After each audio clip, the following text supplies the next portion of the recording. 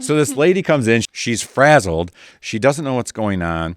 And she's been losing money and she doesn't know why. And she's 70 and she has an advisor. Yeah. And we open up the 4-inch binder and what do we find? Well, we're reviewing her statements as we always do, look at what their holdings are. And she's just invested like she's 40. The lady's in these huge technology funds. She has no risk prevention. Yeah. She has no guaranteed income. Right. She's got her Social Security check, and her portfolio is just dropping like a rock. And it's a good example of people think they have Tom Brady, but they don't. Right. And she just didn't know. And I think most people are like that. She's been a client for how long has she been a client? I think close to 10 years probably. Yeah, I mean, corrected the portfolio, put her through the AIM retirement system, looked at her taxes, adjusted her Social Security. We did POAs for her, power of attorneys, ran her through the entire AIM retirement system. And that is symbolic of Americans across the country. So check out this graphic. There's a lot of different information out there, and there's a lot of different numbers, but the one that I follow is Cerulli. To get this report, you have to pay $25,000. I did not pay $25,000 for this. Brooke is in charge of the budget. Brooke, you'd be happy to know I did not pay for it. But it's amazing to me. What percent, for those people who don't see the screen and are listening, Austin, what percent of affluent, first of all, what's considered to be an affluent American, Miss Brannon? Those with 100,000 or more. Okay. So these are the people we're talking to, at least $100,000 of investable assets. They are using an advisor or not using an advisor. And Austin, what's the number on the screen? 57% of them are not using. More than half are not using a financial advisor. So if people don't know this stuff, why aren't they using an advisor? Let's be honest. Are advisors free? Right. They're not free. No. But typically, a fiduciary is charging like 0.25% every quarter. Yeah. So in the scheme of things, to have peace of mind, to have somebody who is giving you a confident and successful retirement, the cost is extremely reasonable. And so there is a cost to it. I think that might be one of the barriers. But I think a bigger barrier is it's hard for people to walk into an office and say, I need help, right? I always said it's hard for a man to ask for directions, right? But it makes sense. Most recently, you guys know, my wife and I, we went to Mayo Clinic. They have what's called the Executive Health Program. For 3 days, I had over 20 appointments. You're going here, they're taking blood. You're going here, they're giving you a test. You go in saying, look, I'm 50 years old, going to be 51 in a couple days. Do I feel great? Yes. Do I think I'm in great shape? Yeah, maybe. Sort of. I just saw Brooke laughing at that. But look, I went there because I raised my hand, and I said, look, I would like to know. I'm not an expert in the health field. I'm not a medical expert. Check me out. Tell me, is there something I could be doing better? And that's the big thing. Okay, you've got something going. You think you're okay. You're living day to day. You're retired. You think everything's okay, but what if you could be doing something more?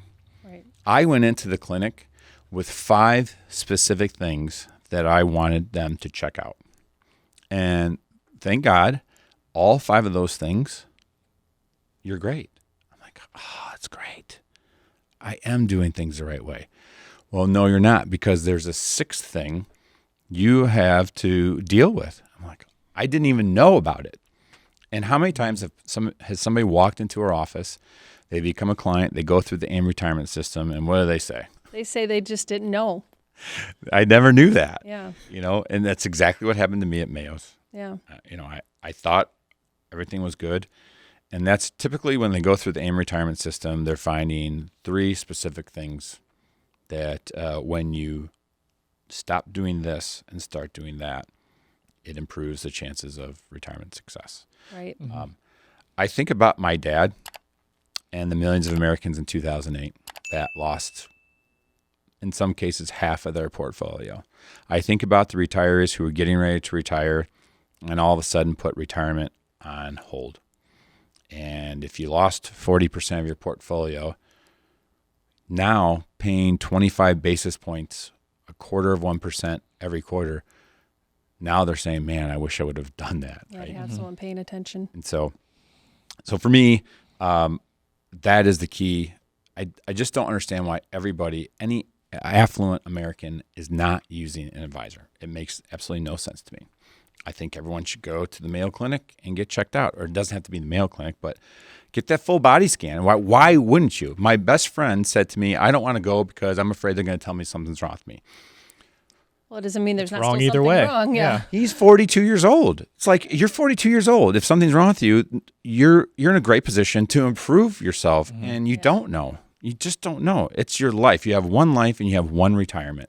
So why wouldn't you get it checked out by a professional? It's daunting to me. So if you look at this, the second study that I pull up is 10,000 Americans.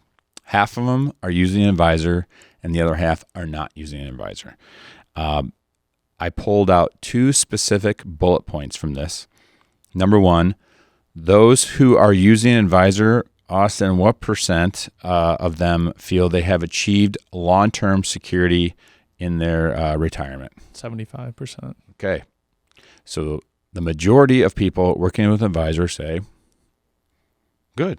Yeah. I feel good. What percent who are not working advisor feel that way? Less than half. Yeah. Less than half. So it's like right there. The proof is in the pudding. I feel better about my health because I went to see a professional. I feel more in control. I've made some adjustments to tackle that one thing. And so, yeah. But the second graphic, and I said it earlier, I think it's important. The people that are still working, the people that are 35 probably honestly don't need an advisor. What should they be doing, would you say? If they don't need an advisor? If they're 35 years old, they don't need an advisor. What do you think what would you advise your daughter to do? They just need to participate in their work plan. Yeah.